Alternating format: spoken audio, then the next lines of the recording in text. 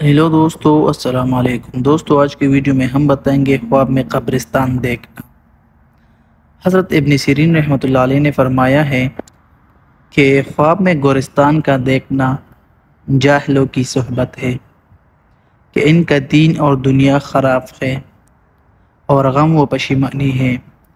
حضرت ابراہیم کرمانی رحمۃ اللہ علیہ نے فرمایا ہے کہ اگر دیکھے کہ اس نے اہل قبور کی زیارت کی ہے تو دلیل ہے کہ قیدیوں سے ملے گا، اور اگر دیکھے کہ قبرستان پر بارش برسی ہے تو دلیل ہے کہ اہل قبور پر رحمت حق ہوگی۔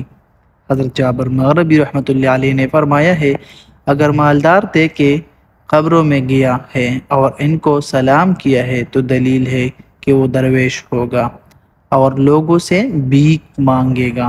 جی ہاں دوستو، یہ تھی آج کی ویڈیو۔ دوستو اگر ویڈیو اچھی لگی ہو تو یوٹیوب چینل کو ضرور سبسکرائب کر دیجئے۔ شکریہ، اللہ حافظ۔